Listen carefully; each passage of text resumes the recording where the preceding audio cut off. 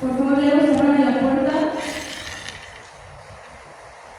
Esta clase es una recapitulación y teniendo a detalle, justamente vamos a ver, recapitular todo lo que ya hemos visto y vamos a hacer énfasis en ciertos detalles. Esta revisión topográfica que nosotros ya hemos visto, ¿verdad? Que también le damos de tarea justamente hacer esta revisión topográfica, donde vamos a ver los 9 cuadrantes. Acá justamente lo que nos dice es qué órganos se encuentran en cada cuadrante, ¿no? El gástrico, el mesogastrio, el umbilical, hipogastrio, que vendría a ser el tercio medio, tenemos tercio derecho, tercio izquierdo, y justamente acá tenemos las estructuras que encontramos en cada uno de estos cuadrantes. ¿Por qué? Porque cuando el paciente va a referir a algún tipo de dolor, ya sea en el flanco derecho, yo tengo que asociar qué elementos encontramos en el flanco derecho, o si me dice que le duele el hipocondrio izquierdo, ¿no? En el hipocondrio izquierdo yo voy a pensar justamente en estas estructuras que están en esta zona, y por eso es súper importante que ustedes puedan acordarse y aprender, la verdad, todos los elementos que encontramos en esta zona. Aquí en hipogastrio, ¿no? Encontramos vejiga, útero, parto, terminal de los uréteres, y lo que vendría a ser la próstata, intestinal, punto de frente, en aparato genital masculino. Hemos visto que lo más importante y lo que vamos a ver a la atención siempre va a ser el dolor abdominal, ¿no? Este es un dolor que se siente en el área entre el pecho y la ingle. Ahí es importante aprender a delimitar la zona abdominal. Vamos a ver que a menudo esta región se es denominada como la región estomacal o vientre, ¿verdad? La gente que no es médico denomina esta zona aquí como el estómago, pero nosotros sabemos que el estómago es simplemente un órgano más que tenemos en la cavidad abdominal, y dentro de este espacio encontramos intestino delgado, intestino grueso, páncreas, hígado, ¿verdad? Vamos a ver que el dolor de los desórdenes intraabdominales puede referirse a áreas superficiales próximas o alejadas del órgano enfermo, ¿no? Hemos visto que el dolor puede ser localizado o puede ser difuso, y también se puede irradiar a diferentes áreas abdominales, incluso lo que vendría a ser la porción posterior. Dentro de lo que es la zona abdominal tenemos lo que son las vísceras huecas. Vísceras huecas quiere decir que por dentro son cavidades vacías, como por ejemplo el estómago, ¿verdad? Aquí está vacío y lo único que tiene es la formación de líquido de jugos gástricos, como el ácido clorhídrico. Tenemos la vesícula biliar, que también es vacía, es hueca, que tiene que tener contenido más que la bilis. Tenemos todo lo que es el intestino delgado, que son tubos vacíos, que lo único que tiene que haber es la formación de materia fecal. Lo mismo con lo que debería ser el intestino grueso y vejiga, ¿no? La vejiga también tiene que estar vacía, tiene que ser un órgano hueco para que ahí se colecte la formación de la orina. Y tenemos lo que son las vísceras macizas o vísceras sólidas, que estas justamente a la percusión tenemos que escuchar la rapidez, ¿no? Estas son vísceras que no son huecas, tendríamos el hígado, el vaso, los 2 riñones y el páncreas, ¿no? Estos son órganos macizos, órganos sólidos. Tenemos lo que es la serosa peritoneal. Ustedes saben que el peritoneo justamente es una capa, ¿verdad? El peritoneo es una membrana que va a sostener, cuidar y proteger y delimitar también el espacio de la cavidad abdominal, junto con el aumento mayor, ¿no? Aquí vamos a hacer un review, un repaso de todos los posibles dolores que encontramos en cuadrantes. Tenemos el dolor de la vesícula biliar en las vías biliares. Este es un dolor de tipo cólico, que puede ser agudo y puede ser crónico, ¿verdad? Lo he mencionado varias veces. Si es cólico, va a ser una colecistitis crónica, y si es aguda, puede ser una colecistitis aguda o una colectiasis. Generalmente este dolor hemos hablado, ¿verdad?, que aparece después de comer comidas muy grasosas, como chancho, como pollo frito, papas fritas.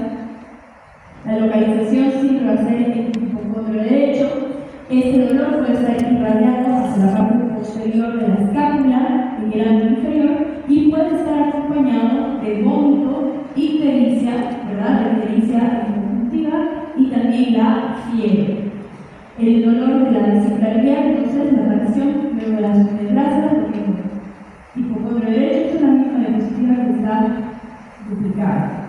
En lo que es la úlcera pélvica abdominal, estas úlceras siempre van a doler en el epigastrio, o también se llama boca del estómago, coloquialmente así lo van a referir los pacientes, ¿verdad? Esta epigastragia de lo que empieza en la abdominal, que hemos hablado bastante, ¿verdad? De la diferencia de la úlcera abdominal y la úlcera gástrica.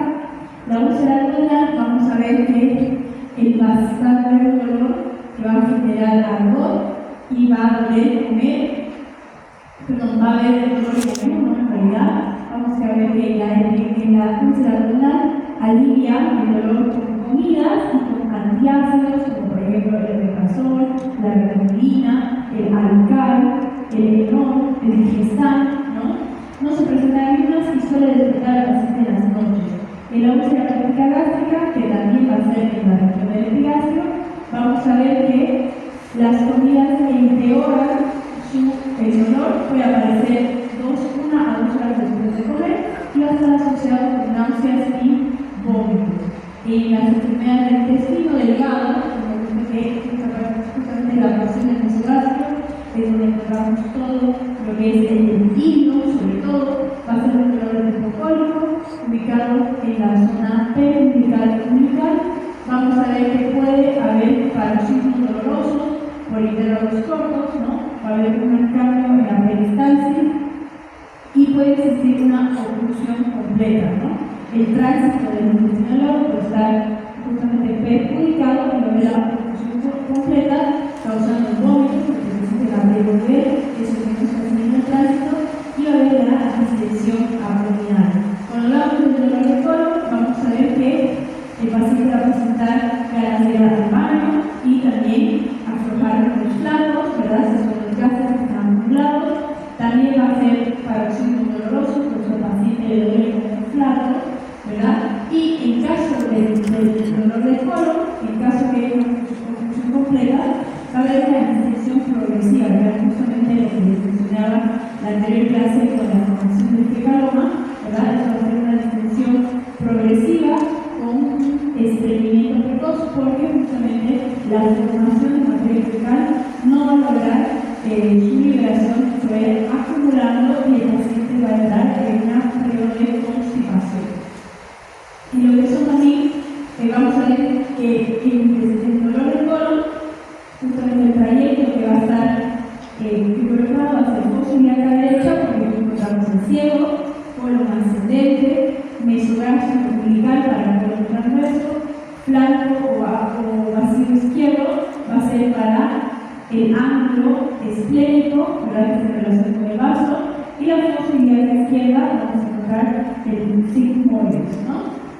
En lo que es la apendicitis aguda, este tipo de dolor, vamos a ver que comienza justamente en lo que es el epigastrio, ¿verdad? Hemos mencionado bastante que el dolor comienza en el epigastrio, puede estar acompañado de náuseas, vómitos y fiebre, y es un dolor progresivo. La apendicitis nunca es resolutiva. Si el paciente no va al médico, en ningún momento va a calmar su dolor o va a cesar la patología. Esta patología siempre va a evolucionar justamente a punto de ustedes, donde ya hemos hablado, ¿verdad? Que va a ser una peritonitis. Esa apendicitis, esa apéndice, revienta y la materia fecal que se encuentra dentro de la apendicitis le va a determinar cavidad abdominal, causando una peritonitis, ¿no?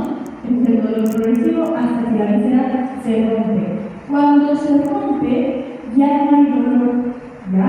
Eso es un signo importante. El paciente agrega muchísimo dolor, alcanza el punto más doloroso, se revienta y el paciente refiere que disminuye el dolor. Eso no quiere decir que está resolviéndose el cuadro, no. Eso quiere decir que la apéndice se reventó y por eso el paciente ya no le duele porque no siente esa afección. En esa víscera disminuye el dolor, pero por supuesto que el cuadro empeora significativamente. Esta apendicitis hemos visto que empieza con el dolor epigastrio, luego este dolor migra hacia lo que es mesogastrio y del mesogastrio termina en fosiliaca derecha, ¿no? Este movimiento se llama la cronología de Murphy, ¿no? Esta cronología de Murphy puede más o menos tardar de 1 a 4 horas y es patognomónica de la apendicitis. Y el dolor hepático, cuando tenemos alguna patología hepática, que puede ser una hepatitis viral, un absceso en el hígado, o también un hígado congestivo, o incluso metástasis, por ejemplo, el cáncer de hueso que se aloja en la columna vertebral hace metástasis a hígado muy fácilmente, el cáncer de mama hace metástasis a hígado muy fácilmente, y por lo tanto también va a haber la afectación de este órgano que la podemos encontrar en el hipocondrio derecho y también en el epigastrio, ¿no? Vamos a ver que justamente por la relación que existe con el diafragma, ustedes saben que está el diafragma y en la cúpula derecha se acomoda el hígado. Este hígado es el dolor, va a haber un dolor reflejo en lo que vendría a ser la cúpula derecha del diafragma y también pulmón derecho, la pleura del pulmón derecho. El dolor pancreático es el dolor más radicado en lo que vendría a ser epigastrio, ¿no? Este es un dolor hemiciclo, va a ir justamente dando la vuelta hasta lo que vendría a ser el dorso de la espalda. El paciente va a manifestar mayor dolor cuando esté echado, ¿no? Si está con un cuadro de apendicitis y el paciente se echa, le va a decir que le va a doler mucho más. Vamos a ver que el dolor más bien alivia cuando el paciente está inclinado hacia adelante, sentado inclinado hacia adelante. Generalmente este dolor puede ser una pancreatitis aguda, pancreatitis crónica o un cáncer de páncreas, ¿no? Vamos a ver que en el dolor en estas patologías, tanto pancreatitis crónica como aguda, la única manifestación clínica va a ser el dolor. No, muy rara vez se acompaña de vómitos, de fiebre, de ictericia, generalmente no, generalmente solo aparece como dolor. En el vaso, si tenemos algún tipo de lesión en el vaso, el dolor se va a ubicar en el hipocondrio izquierdo. Generalmente el vaso es la primera víscera, pues la más común que se rompe, explota el vaso en trauma cerrado. ¿Qué quiere decir eso? Si alguien se cae, si alguien está arreglando la luz de la que se cae, lo más probable es que si no se rompe ningún hueso, lo más probable es que su vaso haya explotado. Es el primer órgano que se lesiona en trauma cerrado, y en trauma abierto, el primer órgano que se rompe o que explota es el hígado, y el segundo va a ser el vaso. ¿Por qué? Porque el vaso, si ustedes se acuerdan en anatomía, no sé si han hecho la práctica de anatomía, hay vasos en anfiteatro. El vaso, si usted lo aprieta así, se deshace completamente. Es muy largo ese órgano, ¿no? Por eso es el primero en lesionarse en traumas. Vamos a ver que el dolor, este dolor puede ocurrir por infartos embólicos. Un trombo puede tapar la arteria esférica y le va a causar dolor porque le va a causar isquemia del vaso. Existe lo que son las hemorragias subcapsulares, ¿no? Las hemorragias, ustedes saben que en el vaso va a haber hígado en la cápsula de Gleason, que protege el vaso, y también puede haber una hemorragia en esa cápsula, comprimir el vaso, generar el dolor, la ruptura de la víscera en caso de trauma. Este dolor va a estar propagado o irradiado hacia el hombro del lado izquierdo. También la esplenomegalia congestiva, la esplenomegalia, todo lo que sea terminación megalia en medicina quiere decir aumento de tamaño.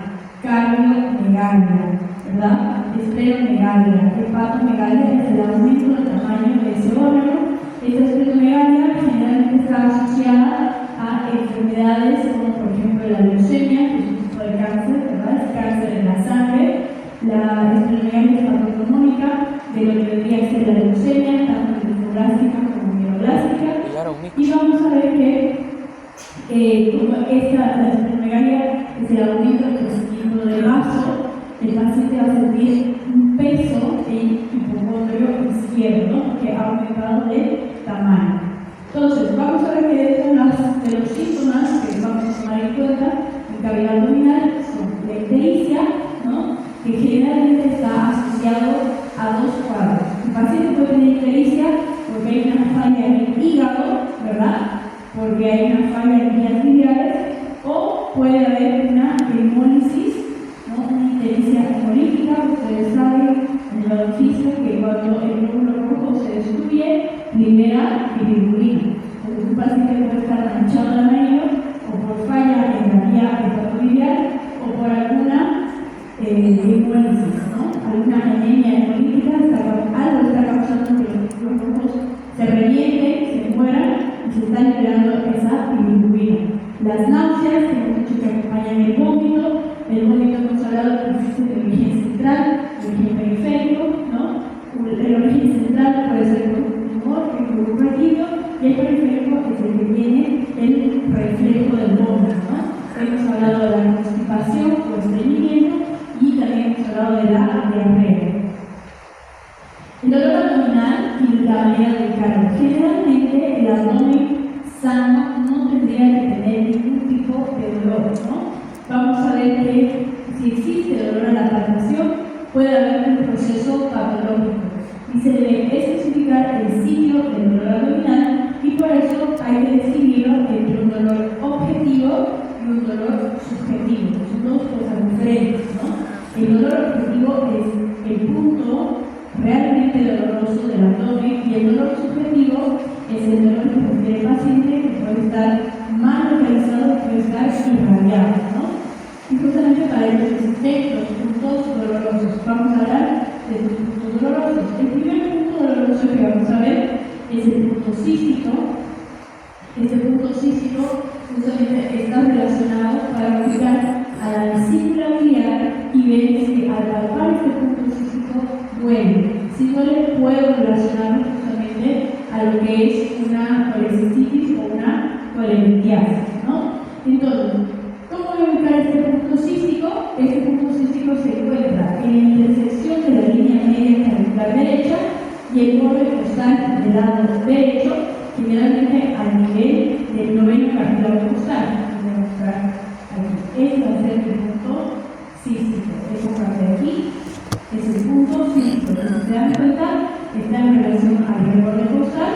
Acá es el punto cístico donde se tiene que ubicar la vesícula biliar. Vamos a ver, tenemos que hacer una presión sobre este punto, una presión obviamente profunda, ¿no? Se hace una presión dolorosa. Al realizar una palpación profunda en esta área, el paciente con patología de vesícula biliar, como colecistitis, colelitiasis o alargitis, va a expresar dolor. Y vamos a ver un signo que es súper importante, que se llama el signo de Murphy. Este signo de Murphy, este signo clínico es muy útil para detectar la inflamación de la vesícula biliar y esto ustedes lo van a ver muchísimo en emergencias como hagan internado, ¿no? Porque en realidad una de las emergencias que más va al hospital es un episodio de colecistitis aguda, ¿no? Entonces, se le pide al paciente, el paciente va a estar echado, todas estas examinaciones son en el punto supino, tiene que estar echado en la camilla. Se le realiza pidiendo al paciente que respire profundamente mientras se palpa el punto cístico, ¿no? Yo le digo al paciente, inspire. El paciente mete aire y cuando mete aire, yo toco el punto cístico, ¿ya? Vamos a ver que si el paciente deja de respirar, yo le estoy diciendo, inspire, mete aire, pongo la mano en el punto cístico y el paciente ya no puede inspirar más porque esto le duele, esto va a ser un Murphy positivo, ¿no? Vamos a ver que para la respiración por un dolor intenso es un Murphy positivo y es sugerente de lo que vendría a ser inflamación de vesícula biliar y de colecistitis aguda. También el signo de Murphy lo vamos a usar con una ligera modificación para evaluar hígado, ¿no? Entonces vamos a ver si el dolor en punto cístico es positivo. La aparición de dolor al presionar esta zona suele ser indicativo de patología biliar y en caso de que haya una irradiación del dolor del punto cístico puede irradiarse hacia el hombro derecho o hacia la espalda porque van a compartir territorio del nervio frénico.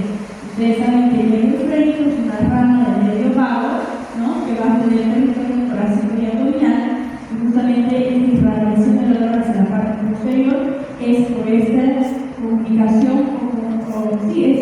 esta comunicación con el nervio frénico. El punto de McBurney, este punto es sumamente importantísimo y también sobre una de que vomiten en el internado. Este punto de McBurney es exclusivamente para evaluar la PTC, ¿ya? Si un paciente viene con la historia de que le dolía primero enfocar el estómago y luego migró y ahora sí vamos a hacer la derecha, ustedes dentro de la anamnesis tienen que palpar el punto de Van Bergen. Este punto de Van Bergen, justamente, ¿cómo lo voy a encontrar? Vamos a ver que tengo la cresta ilíaca del paciente, ¿no? Se palpa la cresta. Obviamente, cuando ustedes examinan, chicos, tienen que liberar esa área, ¿no? Se le pide al paciente que lo van a mover su polera, van a bajar un poquito su pantalón para evaluar el área abdominal. Ahí encuentran la cresta ilíaca, de la cresta ilíaca hacen una imaginaria astatómica y lo dividen en tres, ¿no? En tres tercios. Aquí, digamos, tenemos un tercero, ¿no? Y el tercio externo es un punto de Van Bergen. En este punto de Van Bergen se supone que vamos a encontrar, vamos a poder palpar o estimular con mucha más facilidad una apendicitis en fase inflamatoria, ¿no? Entonces vamos a ver que si el dolor a la palpación es altamente sugestivo de una apendicitis aguda, y en este mismo punto se puede hacer el signo de Bloomberg, ¿no? O la maniobra de Bloomberg, que igual es súper cortado. ¿Qué es la maniobra de Bloomberg? Es cuando ustedes en este punto van a presionar profundamente y luego van a soltar, como hacer rebote. Pero sueltan este rebote, si le duele al paciente, el Bloomberg positivo. Se usa, es muy fidedigno, se usa muchísimo en la clínica y incluso para evaluar pacientes de sintomatología y en emergencia se usa el signo de Bloomberg, o también se llama signo de rebote. En el hospital se conoce como Bloomberg, ¿no? En el mismo punto de Van Bergen se aprieta un poco más y se suelta rápido para causar ese rebote. Si al paciente le duele al rebote, el Bloomberg positivo, ¿no? Justamente vamos a ver que si te da el punto de Van Bergen doloroso a Bloomberg positivo, acompañado de la cronología de Murphy, voy a justamente ya más o menos casi por completo tengo que hacer otros exámenes como ultrasonido, rayos X y laboratorio. Si con eso viene con criterios de apendicitis, yo de una diagnostico una apendicitis, ¿no? Vamos a ver que en este punto, sobre todo en lo que deberían hacer las mujeres, pueden también dar un falso positivo, porque ahí, por ejemplo, la paciente puede tener un quiste ovario. Si yo la aprieto, le va a doler. Si yo le hago el signo de rebote, también le va a doler. Entonces, es importante estos diagnósticos diferenciales hacerlos con ecografía, ¿verdad? Si me da un número positivo, punto de Van Bergen doloroso, la sí o sí mando a la paciente o al paciente a ultrasonido, ¿verdad? A ecografía, y en ecografía ahí se va a ver, me pueden decir, la apéndice está súper bien, no hay infección, no hay engrosamiento de paredes, pero sí tiene un parasitológico rojo, ¿no? Entonces así se puede diferenciar el diagnóstico. Tenemos también lo que son, aquí nuevamente, el punto cístico, aquí el punto de Van Bergen, y vamos a tener los puntos ureterales. Esto también es súper importante y tenemos tres puntos ureterales: un punto superior, un punto medio y un punto inferior. El punto ureteral superior está a nivel del ángulo costovertebral, en la unión entre la tercera costilla y la columna vertebral, que justamente va a ser aquí, ¿no? Este es el punto ureteral superior. Obviamente, si duele, ¿no? Si a la presión en este punto desencadena dolor, existe o una obstrucción del uréter en ese punto, o también puede existir una inflamación, ¿no? Generalmente este punto doloroso, punto ureteral superior, el dolor se va a irradiar hacia la espalda o al costado, ¿no? ¿Por qué nosotros hacemos estos puntos ureterales? Para ver en qué parte del trayecto del uréter puede haber una inflamación, una infección o cálculos renales, ¿no? El punto ureteral medio es el punto que tenemos aquí, es el punto ureteral medio. La localización está a la altura de la línea umbilical, en una proyección sobre la cara lateral del abdomen. Vamos a ver que si es positivo, también vamos a tener afección de la porción media del uréter y el dolor se irradia a fosa ilíaca o flanco del lado, ya sea del lado derecho o del lado izquierdo. punto uretral inferior está a nivel del cruce del uréter con la arteria ilíaca en la región suprapúbica. Ustedes saben que tenemos una arteria ilíaca común, ¿verdad? Que se divide en dos. Tiene una arteria ilíaca derecha, arteria ilíaca izquierda. A nivel de la arteria ilíaca común va a haber el punto de uretral inferior, ¿no? Justamente estos puntos sirven el inferior. Si es positivo el punto, vamos a ver que el dolor se puede irradiar hacia la región genital o al muslo. ¿Por qué? Porque justamente porque comparte densidad, comparte el mismo territorio anatómico, ¿no? El dolor en los puntos laterales, al presionar estos puntos, la aparición del dolor puede indicar la presencia de una afección que involucra los uréteres, como por ejemplo litos, ¿no? Piedras, infecciones urinarias o tumores o algún tipo de obstrucción. Existe también lo que es este punto del McBurney, pero del lado izquierdo. Este punto del McBurney del lado izquierdo generalmente se evalúa para la presencia de diverticulitis, ¿ya? La diverticulitis es mal llamada la apendicitis izquierda, que es exactamente, la puede ubicar de la misma manera. Cresta ilíaca, ombligo, se lo divide en tres, y el tercio exterior es el punto para la diverticulitis, que es el punto general izquierdo, y hay el McBurney y el McBurney del lado derecho. Este punto axial en los 3 o 4 cabezas de dedo por debajo del punto uretral medio, encontramos que este prácticamente está relacionado con lo que vendría a ser el conducto inguinal. Si en este punto hay dolor, está relacionado con un tipo de anexina, que quiere decir infección o inflamación de trompas uterinas y de ovarios, o también de algunos ligamentos, como el ligamento ancho del ovario, del útero, algún ligamento que une también trompas con ovario. Entonces, vamos a hablar sobre la técnica del examen y la evaluación de abdomen. Ustedes saben que se hacen los pasos, ¿verdad? El primer paso es la inspección. Esta inspección podemos ver que el paciente tenemos que evaluarlo de manera cuando está parado, ¿verdad? Cómo se logra parar, o en caso de que esté herido el paciente cambia de posición.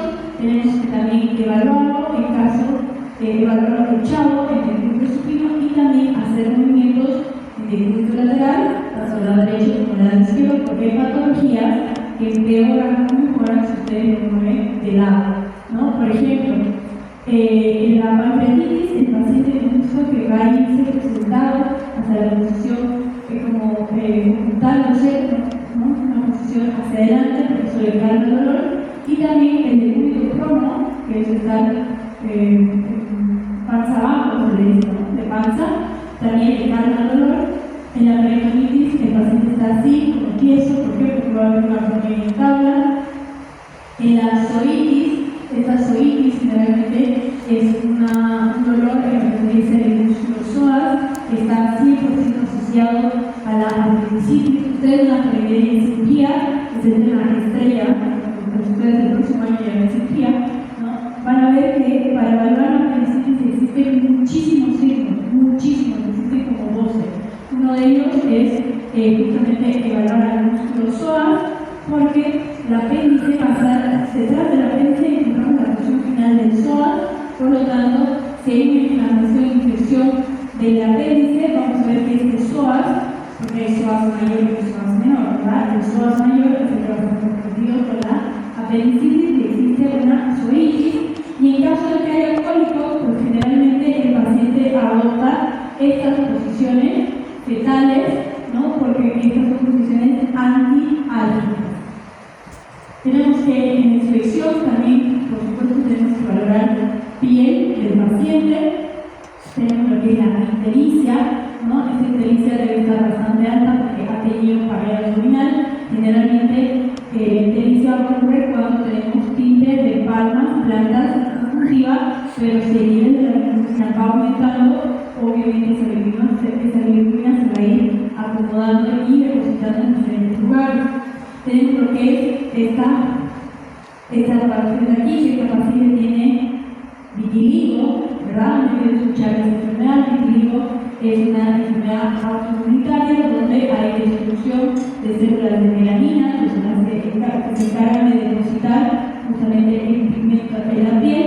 Es una enfermedad que ahora en la actualidad se puede controlar, ¿no? Pero es autoinmune. Tenemos lo que son las petequias, que son estos puntos rojos. Estas petequias generalmente van a ser visibles cuando disminuyen los niveles de plaquetas.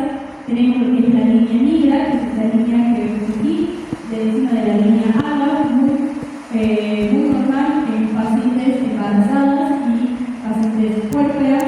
Tenemos lo que son las estrías azules. Estas estrías azules generalmente suceden por la ruptura total de las capas de la piel, ¿no? Estas estrías azules pueden llegar a aparecer en pacientes embarazadas y en pacientes obesos que han disminuido de peso muy abruptamente. Estas estrías azules no cambian, en realidad estas estrías no hay manera de que tu piel vuelva a ser como antes. Una vez que tú rompes esas fibras en toda la profundidad de la piel, pues estas estrías azules son como un tatuaje en tu piel, ¿no? La verdad es que no se puede, con láser tal vez mejora un poco, pero siempre va a estar presente. Cosa que no pasa lo mismo con estas estrías blancas. Estas estrías blancas son comunes también en pacientes mujeres, en pacientes hombres, pero generalmente estas estrías sí pueden ser salvables, ¿no? Si usted las hidrata con cremas, con aceites, la piel toma estos componentes y puede volver a regenerar ese tejido porque no son estrías profundas, ¿no? Luego tenemos las equimosis, que son moretes, ¿no? Aquí tenemos estos moretes. Esto, chicos, esto es pancreatitis aguda. Cuando la pancreatitis está avanzando, existen estos moretes, estas equimosis, que pueden aparecer de manera periumbilical alrededor de lo que es ombligo, eso se llama signo de Gray-Turner, y luego tenemos que pueden aparecer en flancos, que se llama signo de Uller.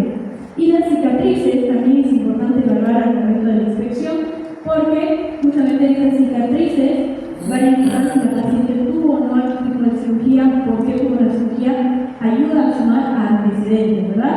Si la paciente viene con una cicatriz de aquí a aquí, hay que preguntarle por qué han abierto la mitad, ¿no?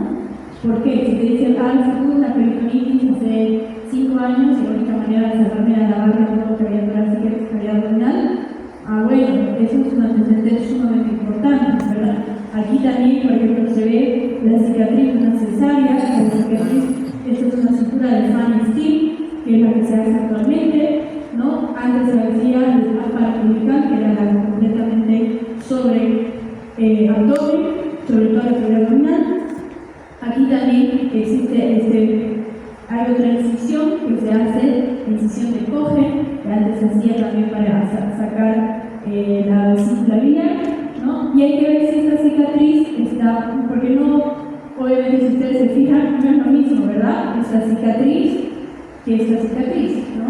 Hay cicatriz que puede ser queloide, puede ser hipertrófica, ¿no? Y eso también son antecedentes que ustedes tienen que valorar.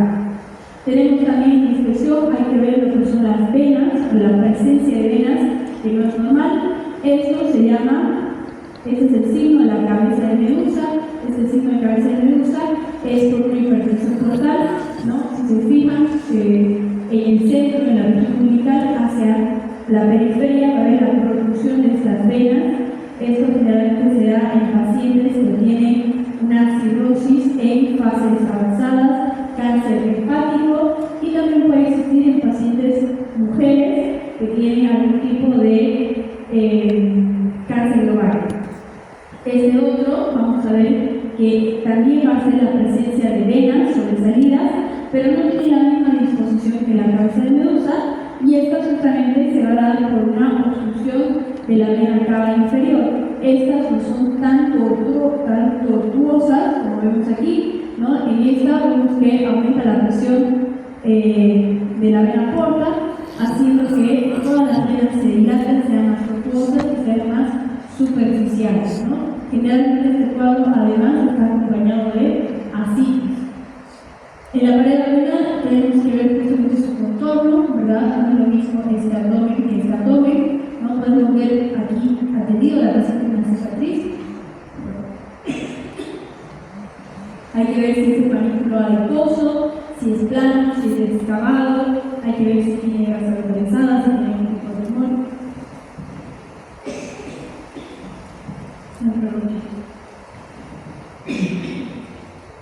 Tenemos bien localizado, si tiene, digamos aquí, tiene una bola localizado, tengo que ver si el paciente tiene una pata, una esplenomegalia, si tiene algún tumor, si la paciente tiene algún quiste, si hay alguna distinción, ¿no? Ustedes tienen que evaluar, no es lo mismo un abdomen batracio, el abdomen batracio es un abdomen que cae como un delantal de cocina, no es lo mismo tener un abdomen globoso si la paciente no está embarazada, ¿no? Todas estas cosas son importantes que ustedes las tomen en cuenta en la inspección.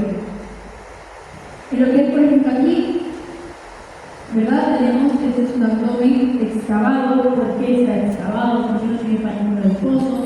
Este es un intestinal, un abdomen globoso, ¿verdad? Por aumento en tejido celular subcutáneo. Acá también tenemos, esta es una paciente grávida, ¿no? También es importante. Hay pacientes que parecen embarazadas pero no están embarazadas, ¿no? Esos detalles también hay que tomar en cuenta, ¿no? Y aquí tenemos justamente nuevamente nuestros cuadrantes para evaluar si el abdomen está simétrico o no. Entonces, en la inspección también tenemos que ver lo que son los movimientos peristálticos. No es, si yo ahorita subo a alguien y le vemos el estómago, se supone que no tenemos que ver los movimientos peristálticos, ¿verdad? Porque eso no es visible. Lo normal es que no se vean o que no se perciban los movimientos, ¿no?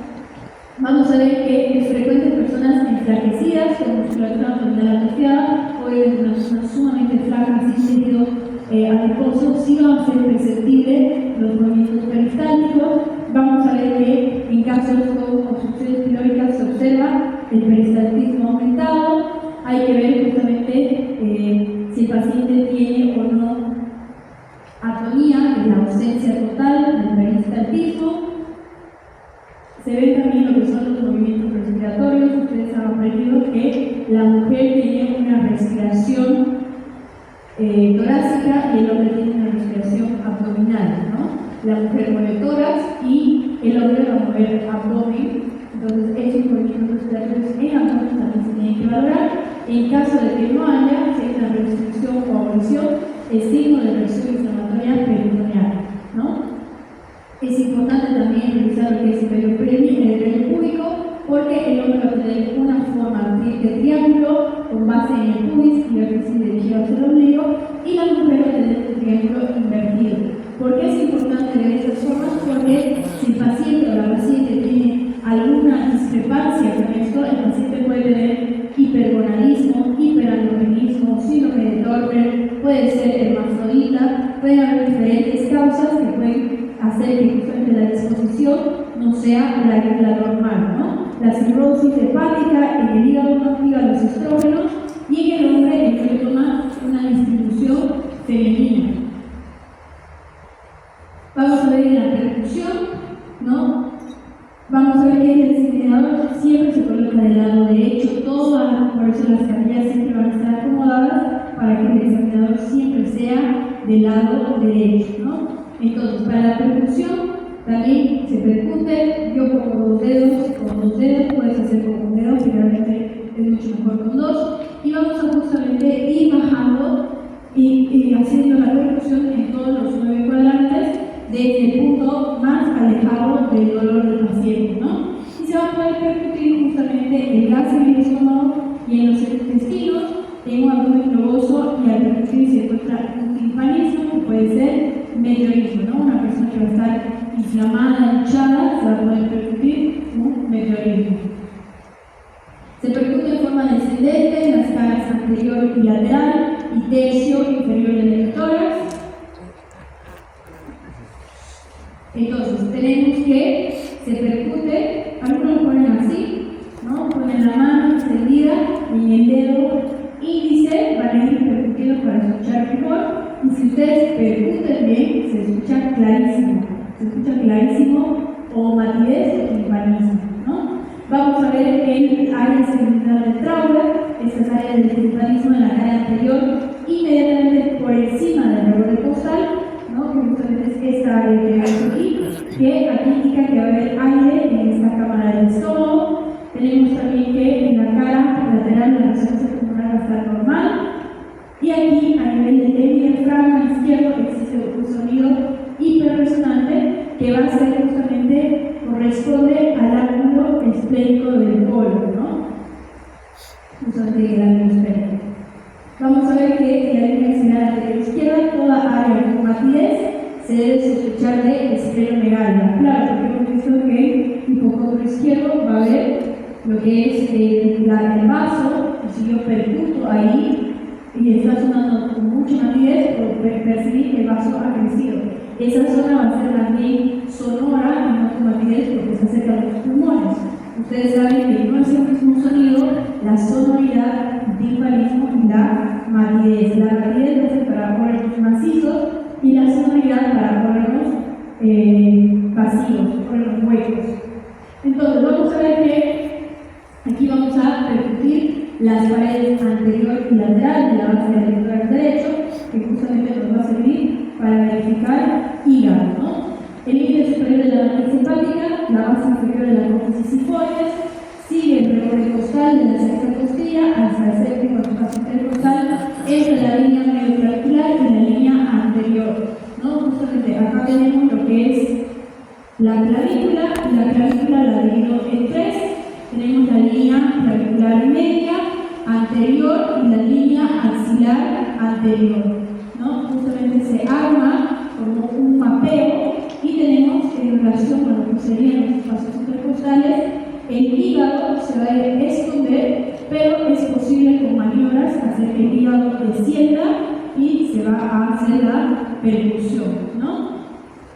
Justamente nos dice que la área de submatidez hepática se inicia a partir del quinto espacio intercostal, los límites superiores de la submatidez y la matidez, y el límite inferior, ¿por qué? Porque va a haber mayor tejido hepático, y la zona de matidez hepática va a tener de 8 a 10 centímetros de ancho sobre la línea medio clavicular. Ustedes saben que aquí, por ejemplo, está el diafragma, ¿verdad? Porque en las maniobras que hacemos pedimos que el paciente inspire, porque cuando inspira, al inspirar los pulmones se dilatan, ¿verdad? Crecen. Al crecer, ¿va a bajar el diafragma? Sí. Baja el diafragma, por lo tanto me baja el hígado, y así es más fácil estudiar o revisar al hígado, ¿no? Si existe un corrimiento completo del área de matidez, voy a sospechar que un neumoperitoneo o un enfisema pulmonar. ¿Qué es el neumoperitoneo? Es aire en la cavidad peritoneal. Eso no es normal y puede ser una ruptura, un órgano hueco que ha hecho que escape justamente este aire. Y el enfisema pulmonar es cuando se rompen los alveolos pulmonares, revientan y hay mucho aire en el pulmón y por eso se escucha más sonoridad, por lo tanto, matidez. Entonces, vamos a decir que el abdomen hipersonoro en su totalidad, o sea, hipersonoro quiere decir que hay aire, hay gas ahí, eso quiere decir hipersonoridad. Esta hipersonoridad va a causar la distensión del intestino por gas, hay demasiado gas, entonces da este sonido sonoro y que puede estar causado por estas cuatro patologías. Por una oclusión intestinal, porque justamente a la oclusión intestinal los gases que se están fermentando ya sea de la comida o del popó de formación no se están eliminando y se están acumulando. Puede ser por un quimio paralítico, porque el intestino no está haciendo peristalsis y está paralizado, y eso quiere decir que hay aire. Por un quimio mecánico, ¿no? Igual va a haber un peristaltismo disminuido, pero sí va a haber aumento de líquidos intestinales. El neumoperitoneo, ese neumoperitoneo, como les dije, es aire en cavidad peritoneal. No es normal que nosotros tengamos aire en cavidad peritoneal. Ese aire en cavidad peritoneal disminuye la matidez hepática. Tenemos el abdomen mate prácticamente en toda su extensión. Ustedes saben que si es un sonido mate o matidez, la matidez suena como matidez por dos cosas: o por líquido, ya sea sangre, ya sea líquido linfático, ya sea líquido extracelular, o por un órgano macizo, ¿no? Entonces, justamente nos dice que el abdomen puede tener sonido de matidez si hay un cuerpo sólido o un líquido en el abdomen, ¿no? Por ejemplo, si yo le hago una percusión a una embarazada, va a sonar matidez porque dentro de su útero hay un bebé, ¿verdad? Entonces un bebé que además está en líquido amniótico, entonces el sonido va a ser 100% matidez. En lo que es un quiste intraabdominal luminoso, dentro del quiste que hay agua, entonces también va a tener un sonido de matidez. Un fibroma uterino voluminoso es un tumor en útero, que el tumor es una masa sólida, va a haber matidez. Y una asitis, que justamente esta es la asitis, este es un hombre que tiene asitis. La asitis es el exceso de líquido en la cavidad peritoneal, y vamos a ver que si no es abundante se puede ubicar abajo, en hipogastrio y en flancos, pero generalmente está en esta disposición, ¿no? Esto generalmente se da, y aquí puede haber estas venas tortuosas de la cabeza venosa. Estos son pacientes que tienen cirrosis generalmente, o también hipertensión portal. Vamos a ver que el abdomen aumentado de tamaño, tenemos zonas de matidez con zonas de sonoridad, o sea, hay una mezcla entre matidez y sonoridad que se conoce como matidez en el tablero de ajedrez. Aquí va a haber la presencia de asitis por inflamación peritoneal. Vamos a encontrar justamente colecciones aisladas de líquido y de gas separados por tejido sólido. Entonces, en algunos puntos del abdomen vamos a encontrar matidez, sonoridad. Y por eso se llama justamente matidez en tablero de ajedrez. Va a ir intercalada. Tenemos la restricción de solamente una región abdominal, ¿no? Con matidez en esta área se debe sospechar de visceromegalia. Si todo está bien y, por ejemplo, en el vaso hay una matidez mucho más marcada que va a ir por encima de los límites de la ubicación anatómica normal del vaso, obviamente yo voy a sospechar que ese vaso está aumentado de tamaño y puede alcanzar lo mismo con el hígado, ¿no? Con sonoridad, sospechar de tumor retroperitoneal en páncreas mesenterio que rechaza hacia adelante las asas intestinales. Ustedes saben que tenemos órganos retroperitoneales que van a estar por detrás del peritoneo, sobre todo lo que vendría a ser los riñones, ¿no? Entonces, estos riñones tendrían que sonar el páncreas y el riñón tendría que sonar con sonoridad o con matidez. Con matidez, porque es un órgano macizo, no son huecos, ¿no? En cambio, si sonoridad como una sonoridad, vamos a ver que puede haber un tumor, ¿no? Que está justamente haciendo que las asas intestinales, que tienen que sonar con sonoridad, porque las asas intestinales tienen aire, ¿verdad? Por eso existen los gases, tienen aire, ha hecho que justamente al percutir esta zona se escuche la sonoridad. Los datos adicionales para la asitis, esta también es una asitis. Ven aquí, por ejemplo, ya se están tocando un poco las venas.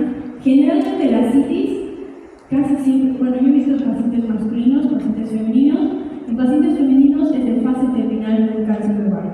Cuando la pobre paciente ya le ha dado de vida un mes, está así gigante porque está con asitis. Tenemos la asitis medianamente abundante y el quiste intraabdominal. La asitis medianamente abundante, el límite superior de la matriz dibuja una curva de concavidad hacia arriba, ya que la parte infrasonora vamos a ver que va a estar justamente ubicada en la zona del intestino, está lleno de gas, sobrenadando en esta zona. Justamente esta asitis va a estar ubicada en esta porción que vemos aquí, que vendría a ser una porción de umbilical y un poquito de hipogástrico con flancos, ¿no? Casi nada de flancos y generalmente ubicado en esta zona. Esta es una asitis medianamente abundante. Que hemos visto, la otra que es desde aquí arriba, ¿verdad? Que es gigante, esa hablamos de una cantidad mucho más importante. Y el quiste intraabdominal, vamos a ver que el límite superior de la matidez va a dibujar una curva de concavidad hacia abajo y la sonoridad se va a hacer escuchada sobre todo en los flancos y en el centro, o sea, flanco derecho, flanco izquierdo e hipogástrico, ¿no? Existen además lo que son diferentes tests para comprobar el tipo de asitis. Tenemos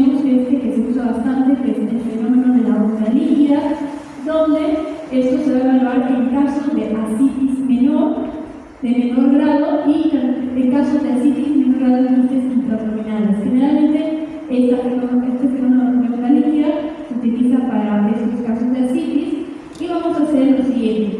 Se explora una mano percute ligeramente en uno de los flancos abdominales, ya sea derecho, ya sea izquierdo. Obviamente ese test que es con el paciente en el cúbito supino. Vamos a ver que la otra mano apoyada sobre el flanco opuesto percibe las vibraciones del líquido transmitido, ¿no? Como que yo tengo aquí el abdomen que está obviamente globoso, pongo una mano aquí y otra mano voy a percutir. Y yo con esta mano tengo que sentir el rebote de las ondas, ¿no?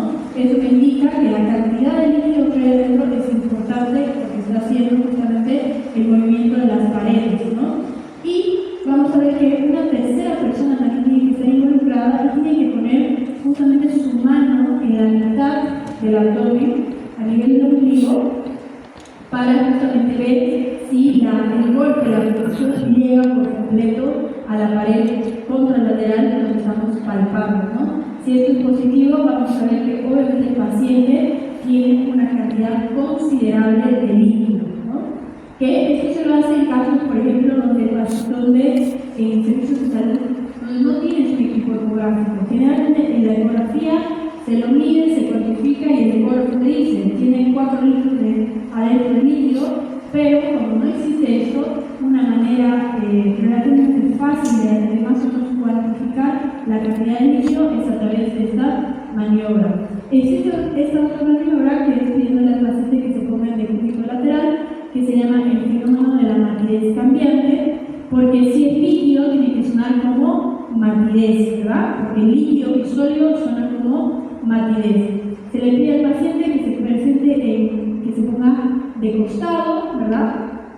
Tenemos paciente con ascitis libre, acostado de cúbito dorsal, presenta matidez en flancos y sonoridad en el medio, ¿no? El primero, el paciente está echado mirando al techo y voy a ir haciendo la percusión.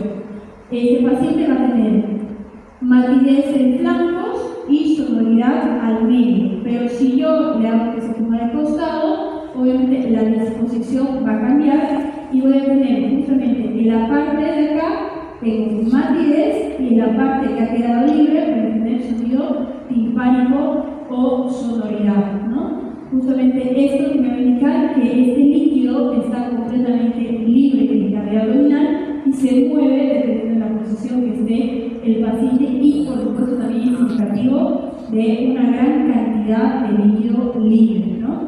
Observar producción de ombligo, en quiste ovario no hay, y la ascitis sí. Si yo tengo cáncer de ovario, no va a haber la producción del ombligo, pero en caso de ascitis sí, porque este líquido va a ser tan pesado y tan denso que al hacer este movimiento va a empujar al ombligo y va a haber la producción umbilical, ¿no? Tenemos que, ahora vamos a hablar de lo que es la palpación, esto también es súper importante. Hemos visto que existe una palpación profunda y una palpación superficial, y aquí justamente se van a ver las técnicas y las maniobras para palpar, ¿no? Vamos a ver que la palpación proporciona datos de importancia para tenerlos, es indispensable. Lograr una buena relajación de la musculatura abdominal y nunca se debe, como ya les he repetido 1000 veces, empezar la palpación desde el punto doloroso, ¿no? Si el paciente me dice que le duele ahí, yo no voy a empezar a palpar ahí, voy a empezar a palpar desde la zona más alejada hasta el punto doloroso. En esta parte también se le avisa al paciente que se le va a palpar, que si por favor me puede descubrir la región abdominal y tengo que entrar, el paciente tiene que sentirse con la confianza de que yo lo pueda revisar, ¿no? Vamos a ver que el examinador, si es que el paciente se encuentra con resistencia abdominal, ¿no? Lo que se conoce como defensa abdominal, puede suceder puede ser de dos maneras. Puede ser voluntaria, porque el paciente está nervioso, y eso no quiere decir que tenga una peritonitis, simplemente el paciente está nervioso y hay una contracción involuntaria del abdomen, ¿no? Pero una contracción voluntaria. Y la involuntaria es cuando el paciente me está charlando bien, está colaborando, pero al palpar yo sí veo resistencia y contracción, y ahí sí puedo estar asociándolo a una patología como por ejemplo una peritonitis, ¿no? La defensa abdominal voluntaria se puede suprimir empleando técnicas que logren la relajación de la musculatura abdominal, como por ejemplo, no poner las manos frías sobre el paciente, nunca se pone, se palpa al paciente con manos frías ni con estetoscopio frío, siempre se calienta porque eso tiene una reacción reflejo en la musculatura que hace que se contraiga.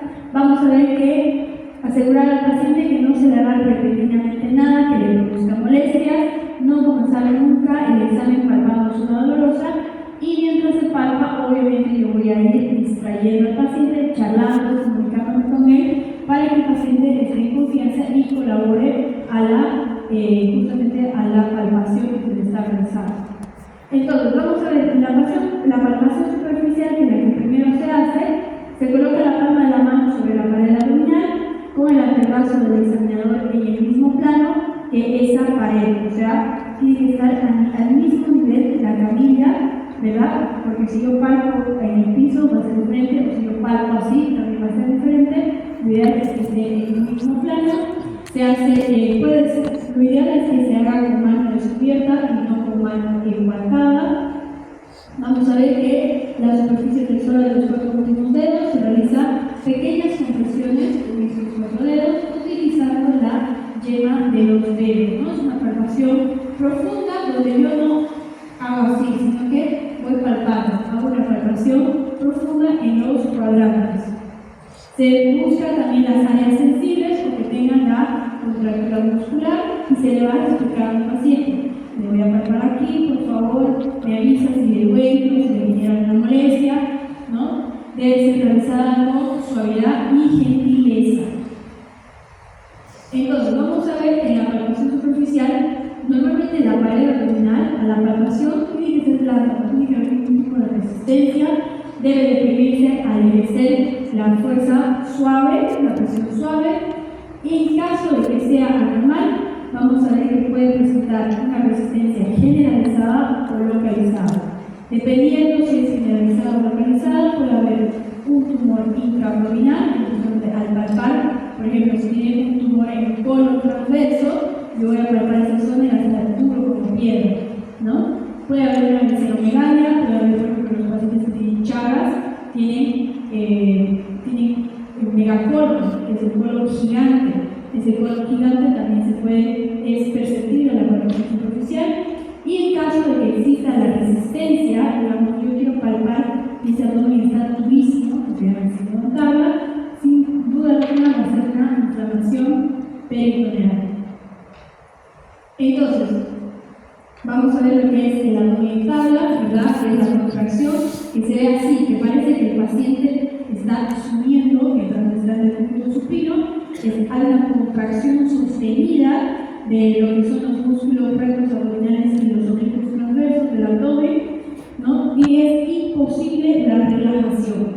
Esto sin duda alguna indica un compromiso peritoneal y puede estar asociado a otros síntomas abdominales como la ausencia de ruidos intestinales y con el estetoscopio y un silencio absoluto. Eso no es normal.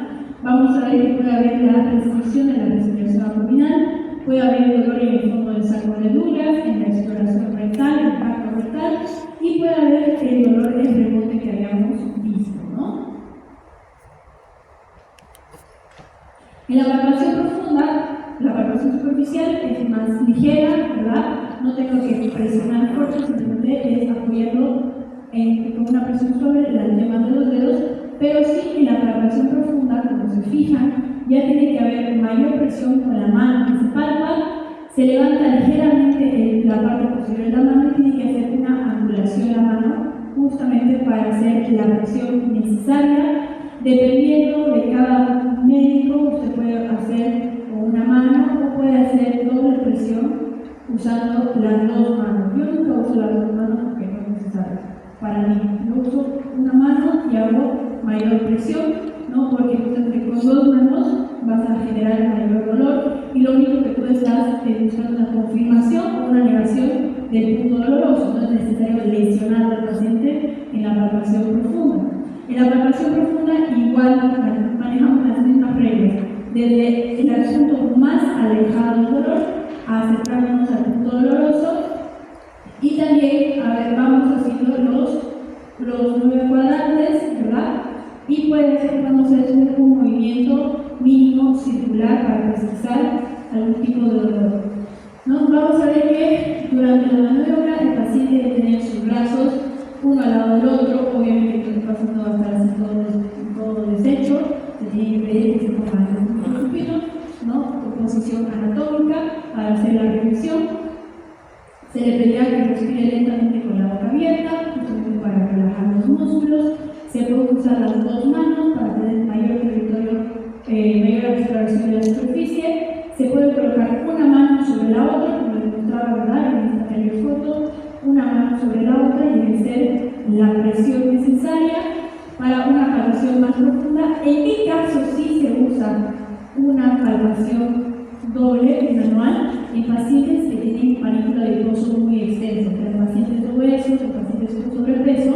Como el panícula adiposo es más grueso, yo tengo que hacer más presión. En esos casos, por supuesto, uso doble la técnica bimanual, porque yo tengo que pasar el panícula adiposo y llegar a vísceras abdominales. En esos casos sí uso la palpación bimanual, ¿no? También, cuando nosotros ya hacemos la palpación profunda, ya tenemos que tomar en cuenta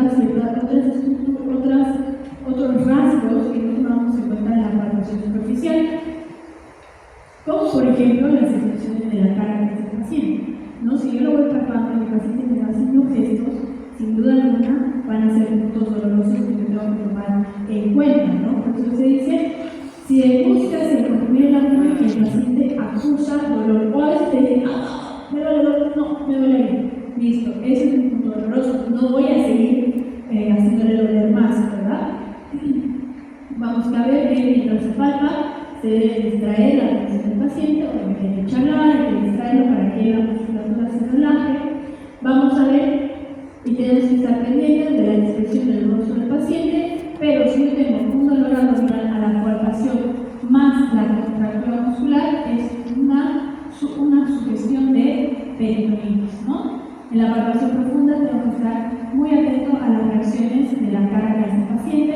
Existen diferentes técnicas. Vamos a ver que al dolor de la palpación, causa del dolor puede ser por enfermedad intraabdominal, o sea, algún órgano que está adentro del abdomen que está pasando la mano, por eso te duele, o puede ser, o tener su origen parietal, o puede ser la pared abdominal, o sea, la piel, el músculo, no necesariamente algo que esté adentro de la cavidad abdominal, sino más bien algo que esté, por ejemplo, si yo tengo un herpes zóster, el herpes zóster es extremadamente doloroso y es en capa superficial de la piel, no tiene nada que ver con órganos abdominales, ¿no?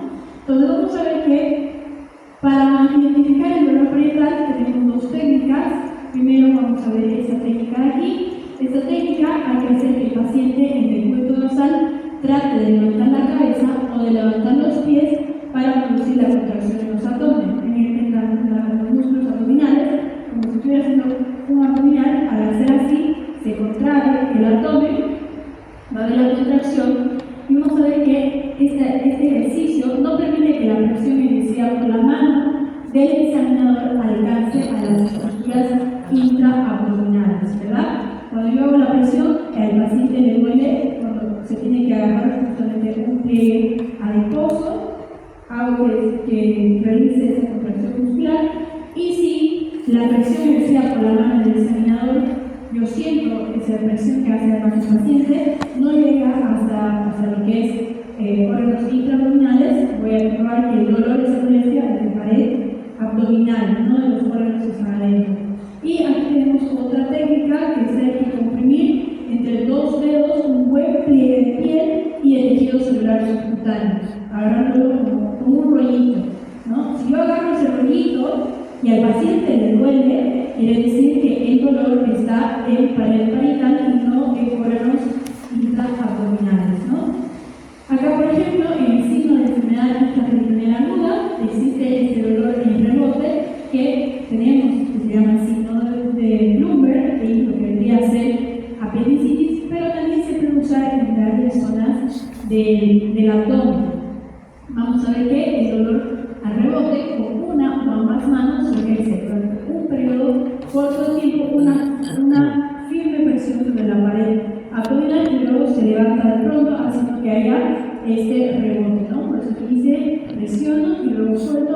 y genera ese rebote. Como vemos igual acá, ¿verdad? Si este signo es positivo, el paciente acusa dolor agudo en el área que hemos comprimido y la expresión facial cambia. Eso, si nosotros hacemos eso en el punto de McBurney, se llama signo de Bloomberg, pero yo lo puedo hacer igual, este signo de rebote lo puedo hacer en cualquier área abdominal. El dolor epigastrio generalmente está asociado a la hernia epigástrica. ¿Cómo voy a pedir al paciente, cómo voy a evaluar esa patología? Le pido al paciente que empuje, que haga como si estuviera empujando, va a haber un dolor en el epigastrio, haciendo que trate de levantar la cabeza para hacer que la musculatura se contraiga. Puedo pedirle o que empuje estando sentado, o puedo echarlo en el punto dorsal, pedirle que haga como una flexión abdominal, y esta contracción va a justamente generar el dolor en el área epigástrica con una hernia epigástrica, ¿no? Entonces, vamos a ver que si se halla la área dolorosa, se debe precisar. 1. Si al mantener la presión el dolor persiste o tiende a desaparecer, o sea, yo aprieto y lo que le aprieto le duele y le sigue doliendo, este es un dolor por inflamación. El dolor por inflamación es persistente. ¿Qué quiere decir eso? ¿El dolor persiste o tiende a desaparecer? Yo mantengo presión. ¿Al presionar le duele? Sí. ¿Saco la mano? ¿Le sigue doliendo? Sí. Esto es por una inflamación. En cambio, dice, el dolor por distensión, que no es lo mismo, la distensión es distenderse, la inflamación es una inflamación, son dos cosas diferentes. El dolor por distensión o por contracción de una víscera hueca no es raro que tienda a disminuir la intensidad al sostener presión. ¿Qué quiere decir eso? Si yo yo tengo la pared abdominal, ejerzo presión, le duele, saco la mano, le sigue doliendo, eso es una inflamación. Algo en su pared abdominal está inflamado. En cambio, si yo tengo igual la pared abdominal, ejerzo presión y esa presión le calma el dolor, eso va a ser por una distensión. Cuando los pacientes, por ejemplo, están con gases o tienen el abdomen, el estómago inflamado, el abdomen con distensión, generalmente se aprieta, ¿no? Cuando el paciente se aprieta. ¿Por qué? Porque justamente el ejercer presión en estos casos de distensión mejora el dolor, que en la inflamación la empeora, ¿no? La palpación profunda empeora en casos de inflamación. Entonces, vamos a ver que a la exploración tenemos que explorar las masas intraabdominales. Con la palpación se pueden localizar masas inflamatorias o masas neoplásicas. Justamente tenemos que valorar lo que es la localización, tamaño, consistencia, sensibilidad, forma de sus contornos, características de las superficies, movimiento, si esa masa tiene pulso o no tiene pulso, ¿no? Como vemos aquí, por ejemplo. Acá el abdomen está bien, pero esto no es normal en lo absoluto. ¿Qué es esto? Esto puede ser un linfoma, una acumulación de grasa, puede ser un quiste, puede ser un tumor, ¿no? Todas estas cosas son elementos que se tienen que estudiar. Vamos a ver cómo se palpa el hígado, que también es súper importante.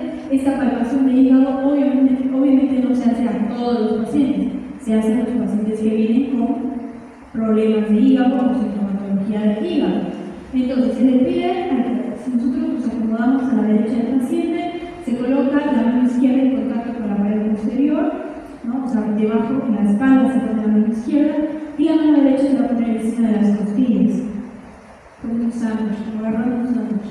Vamos a ver que se hace presión, se le va a pedir al paciente que justamente inspire, ¿ya? Tenemos que pedirle al paciente que inspire. Al inspirarse, yo voy el diafragma empuja el hígado hacia abajo y eso va a hacer que yo lo pueda palpar, porque ustedes han visto que el hígado está ocultado en la barriga costal.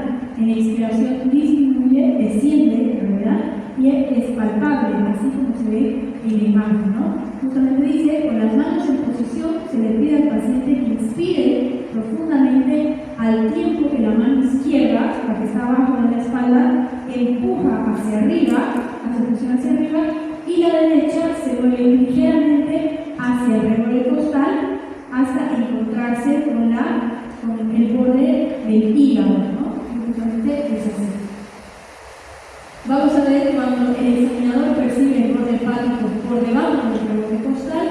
puede darse por un hígado agrandado, una hepatomegalia, por un hígado descendido. Hay algo que el hígado está más descendido de lo que debería, que también se llama tosis hepática, o por un enfisema pulmonar. El pulmón ha ido reventando sus alveolos, hay mucho aire en el pulmón, se expande y hace que el hígado descienda. En pacientes asténicos, en pacientes que son sumamente flaquitos, es posible hacer este tipo de palpación porque no hay partícula adiposo que interfiera, y puede existir una variante anatómica donde hay una proyección de tejido hepático que se extiende por delante y por fuera de la vesícula, pero esta es una cuestión que la gran mayoría de los pacientes no lo vamos a encontrar, sino que generalmente se usa esta maniobra para que se palpa. Hagan la prueba hoy día, algunos sus familiares que se echen y pongan la mano izquierda abajo, la mano derecha encima del borde costal, pidan que inspire y cuando inspire muevan hasta el borde, al reborde costal y van a palpar que se puede palpar el hígado, ¿no? Ahora, si ustedes lo palpan con mucha facilidad, quiere decir que ese hígado está más aumentado de tamaño de lo que debería. Justamente, tenemos la palpación del hígado, para ver el hígado agrandado, donde justamente todos, como vemos en la imagen, es un hígado agrandado, que se palpa muy fácilmente. La consistencia, si es que al palpar, es una consistencia blanda, podemos estar ante el caso de un hígado graso, puede haber hígados congestivos, hígados firmes, en caso de cirrosis, hígados leñosos o pétreos, y usted al palpar percibe una densidad mucho más sólida, ¿no? Como palpar un pedazo de madera. Ahí estamos ante un cáncer de hígado, y si el hacer esta manera de palpación es doloroso, puede haber alguna congestión, puede haber un absceso hepático o puede haber una hepatitis, ¿no? Porque no es normal, la palpación del hígado no te tendría que doler si tú no tienes ninguna patología hepática, ¿no? Vamos a ver que podemos encontrar en la superficie, que es lisa, ¿verdad? Este es el ligamento redondo, la superficie lisa, el lóbulo derecho, el lóbulo izquierdo, y podemos encontrar diferentes al palpar, y esto más que todo lo hace el estudio de la neurología. En la ecografía se pueden ver los detalles. Vamos a ver que se puede palpar pequeñas nodulaciones, grandes nodulaciones, nódulos de mayor tamaño, que es el cáncer metastásico de hígado, y se puede palpar grandes lóbulos, ¿no? Si tú palpas grandes lóbulos, vas a estar ante una posible sífilis terciaria, que justamente va a formar gomas y se pueden palpar, ¿no? Y las hepatomegalías marcadamente grandes, en un hepatoma, en un tumor de hígado, en una leucemia, también se puede palpar, en una enfermedad poliquística. Hay hígados que tienen millones de quistes, también va a hacer que su aumente de tamaño considerablemente, en la cirrosis, en la hilaltosis. Este es un parásito que se aloja en lo que es el quiste hidático, es un parásito que se aloja en el hígado y va creciendo como un globo dentro del hígado. Tiene una enfermedad del diente y el síndrome de los Chagas, ¿no? En una hepatomegalia localizada, digamos aquí, solo estamos trabajando acá, solo estamos trabajando acá, puede ser por un absceso, por un nódulo tumoral o por gomas o quistes. Las gomas son sobre todo por sífilis terciaria. El hígado es un órgano muy noble, ¿no? Que si es que tuviera un tumor, por ejemplo, acá, ¿no? Se puede sacar eso y ese hígado va a empezar a regenerarse en caso de que sea localizado. Cuando es una enfermedad generalizada, la cirrosis o la hepatitis, porque la hepatitis no te da en el lóbulo, la hepatitis te da en todo el hígado, y en esos casos la única manera de recuperar ese hígado es en un trasplante hepático, pero mientras hay una lesión localizada, se saca esa porción y el hígado se regenera nuevamente, ¿no? Entonces vamos a ver que para determinar el tamaño del hígado hay que delinear su límite superior mediante la percusión. Vamos a ver que sobre el hipocondrio derecho se encuentra la matriz hepática, ¿no? El hipocondrio derecho es esta porción que tenemos aquí. Aquí se va a ver la matriz hepática. Vamos a ver que Esta comienza a la altura de la apéndice sifoides, esta es la apéndice sifoides, por si no se acuerdan, ¿verdad? Tenemos lo que es el esterno, el manubrio, el cuerpo y la apéndice sifoides, esta porción de aquí. Esta apéndice sifoides es nuestro vértice que nos delimita caraja torácica de pared de porción abdominal, ¿no? Vamos a ver que continúa a lo largo del sexto espacio intercostal derecho hasta la línea axilar anterior, que son las tres líneas que hemos delimitado en nuestra imagen, para ir descendiendo a nivel de la línea axilar posterior y luego desaparecer en la base derecha, donde se confunde con la matidez del riñón derecho. Ustedes, cuando han avanzado en anatomía, han aprendido las caras del riñón del hígado. Existe una cara, que es la cara inferior, que se llama cara renal. La cara renal justamente es la que va a estar en contacto con lo que debería ser el riñón derecho. La cara renal solo existe en el lado derecho, no en el lado izquierdo, ¿no? Y cuando tenemos una hepatomegalia, justamente el riñón se ve demasiado enorme, el hígado se ve enorme y el paciente va a ser el problema que este hígado está aplastando pulmones y corazón, y el paciente va a tener problemas de respiración y problemas de también la digestión, porque también va a empezar a aplastar esófago, va a empezar a perjudicar a la contracción del diafragma y el paciente considerablemente va a sentir una congestión, va a sentirse ahogado todo el tiempo, porque este hígado, ustedes han visto, el hígado es enorme en tamaño normal. Imagínense con hepatomegalia. Llega a pesar hasta, por ejemplo, unos 5 o 6 kilos preservadamente. La percusión también tenemos que, la palpación en la determinación también del hígado. Una vez determinamos su matidez y de su tamaño, tenemos que hacer la percusión y la palpación, ¿no? Percutir, que tiene que ser matidez, y en la palpación justamente delimitando el tamaño del paciente. En algunos casos se puede usar el estetoscopio para situar el borde inferior del hígado, ¿no? Generalmente no se usa la auscultación porque el hígado no late, no tiene ningún tipo de sonido, pero en bibliografía estaba que en algunos casos se puede usar el estetoscopio. En el caso de la palpación de la vesícula biliar, normalmente de igual manera la vesícula biliar no es palpable. ¿Ya? No se puede palpar, no se debería palpar. Cuando hay obstrucción del canal cístico, ya hemos dicho, ¿verdad? Se tapa, esto se va a inflamar y recién puede llegar a ser palpado. ¿Cómo la voy a palpar la vesícula biliar? Con la misma técnica que palpo hígado, con la misma técnica.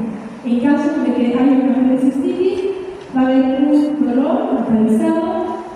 Generalmente no vamos a ver la masa, rara vez hay una masa palpable, porque no es masa lo que se palpa, lo que se va a palpar es una inflamación. Cuando hay una masa total, recién ahí se puede palpar en caso de cáncer de vesícula biliar. Y vamos a ver aquí lo característico que se llama el signo de Murphy, que justamente es: yo agarro al paciente, le pido que inspira, al inspirar todo el revuelo costal, y el paciente corta la inspiración, es un Murphy positivo, ¿no? Aquí justamente tenemos la técnica de una colecistitis. Vamos a ver que el paciente es incapaz de realizar la inspiración profunda cuando los dedos del examinador hacen la presión en hipocondrio derecho. Vamos a ver que justamente aquí tenemos que palpar el punto cístico, que ya hemos hablado. Justamente este punto cístico es nuestro punto de referencia para el dolor. Se presiona, se pide que el paciente inspire. Si no puede inspirar, es signo de Murphy positivo, ¿verdad? Que justamente va a ser por la inflamación de la mucosa. Vamos a ver que las paredes de la vesícula biliar aumentan de tamaño y por eso es palpable, ¿no? Este es el signo de Murphy, que es justamente lo que les decía. De igual manera se pone la mano izquierda por debajo del paciente, la mano derecha se pone por encima, se pide que se haga una inspiración profunda y tenemos que estar pendientes a la reacción del paciente, a la cara del paciente. Hablamos de Murphy positivo cuando el paciente acusa dolor y te dice ya no puedo respirar, ¿no? Ahí es un Murphy positivo. Para palpar el vaso, vamos a ver que el vaso no Normalmente tampoco se palpa, no es normal que tú estés tocando un vaso. Si te tocas el vaso percibes que es porque tienes una hepatomegalia y se va a palpar exactamente igual que se hace del lado derecho en el lado izquierdo, haciendo justamente igual una técnica bimanual. Se puede hacer así, pero es muy antiguo, no se hace en la actualidad. Lo que se hace es así, bimanual, igual al otro lado, mano derecha abajo, mano izquierda encima, se le pide a la paciente que inspire, y al inspirar igual, ustedes saben que la cúpula izquierda del diafragma está en relación con el vaso. Al inspirar hace que el vaso descienda y ahí se puede palpar, ¿no? En la palpación del colon, vamos a ver que el colon se mueve. Normalmente solo puede ser palpable en fosa ilíaca izquierda. Vamos a palpar, en caso de que se pueda palpar, es una masa cilíndrica alargada, ¿no? Vamos a ver que en caso de diverticulitis es frecuente que se presente el dolor al palpar el colon se mueve. El colon transverso es difícil de palpar porque sabemos que aquí van a haber al medio otras estructuras, pero sí se puede palpar en pacientes flaquitos, ¿no? Pacientes que tienen muy poco pánico adiposo. Los tumores de colon ascendente son fácilmente palpables. Este va a ser el colon ascendente. Si hay un tumor de tamaño importante, sí se va a poder palpar, ¿no? Como justamente vemos aquí, este tumor sí es palpable. Y los tumores de colon descendente, que debería ser esta función acá, ocasionan suboclusión, y lo que tú vas a palpar es la suboclusión y no el tumor, ¿no? Justamente porque si hay un tumor que tenemos aquí, todo el tránsito intestinal se va a trancar y lo que tú vas a palpar va a ser justamente la formación del fecalor.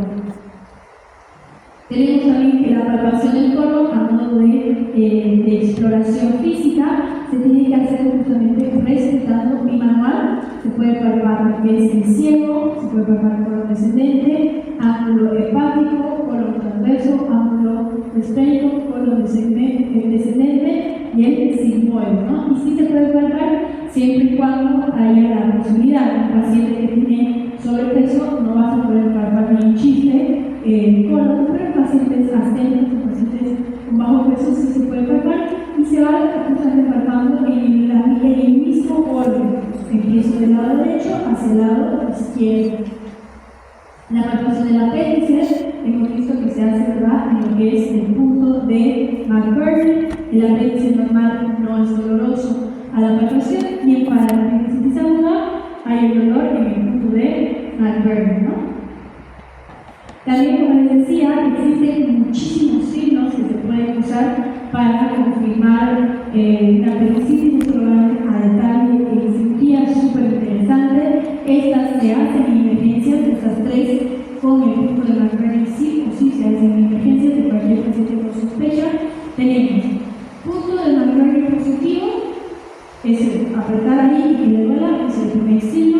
El otro signo es Bloomberg positivo, que es apretar el punto, soltar y que al soltar le duela.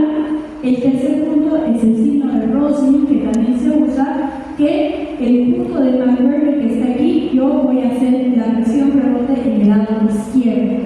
Si yo al apretar acá suelto, le duele en el lado derecho, Roslin positivo. Tengo el signo del psoas, donde al paciente lo tengo que movilizar en miembros inferiores. Justamente hago lo pongo lateralmente y hago una rotación externa. Si esta rotación externa, justamente aquí vamos a ver que en la rotación externa, aquí el músculo de psoas va a hiperextenderse. Si esto duele, es un psoas positivo. Y tengo aquí que es el signo del obturador, que igual el paciente está en el glúteo supino, necesito que flexione la pierna, y al flexionar la pierna yo la roto externamente o hago una abducción. Si eso es posible, porque también estoy valorando el músculo obturador, que también se irrita en la apendicitis. Si al paciente le duele este movimiento, es signo del obturador positivo. ¿De qué lado se hace? Del lado derecho, ¿no? Se puede hacer también del lado izquierdo, pero generalmente se hace del lado derecho. Estos 5 signos sí o sí se hacen en emergencias, y se hace en cualquier lado del entorno, en la guardia, en la Mastroianni, en cualquier hospital se tiene que hacer estos 4 signos mínimos, porque en realidad son como 18 mínimos. Se tiene que hacer esto. Una vez hace esto, se corrobora con lo que vendría a ser la ecografía, que va a estudiar al apéndice y nos dice el ecografista superficie hay un fecalito estancado, hay pared engrosada, hay líquido periauricular, hay plastón auricular. Aparte de eso, otros laboratorios, y ya son 3 evidencias para meter al paciente a quirófano. La palpación de riñón, tampoco el riñón es perceptible, no se tiene que palpar el riñón. ¿Cuándo se va a hacer perceptible? Cuando está aumentado el tamaño. ¿En qué caso? Cáncer de riñón, tuberculosis renal, hidronefrosis, que es la acumulación de pis en el riñón, que eso hace que crezca como una esponja, en la pielonefritis, que es la infección del riñón, aumenta el tamaño y recién puede ser palpable, ¿no? Para el riñón igual se usa una maniobra bimanual, se hace una palpación bimanual, colocando una mano por la parte anterior del abdomen y la región del flanco y otra por debajo, y se va justamente movilizando. Si no se palpa, está bien. Si tú lo palpas, quiere decir que ese riñón está aumentado de tamaño. En las hernias abdominales vamos a ver que tenemos un montón de hernias. Ustedes han debido mencionar o han debido escuchar, las hernias las van a ver sobre todo en cirugía. Estas hernias son protrusiones que salen y son las tripas que salen a través de esta debilidad de la pared. Tenemos lo que son las hernias epigásticas, que son estas que vemos aquí, ¿verdad? Esta es una hernia epigástrica.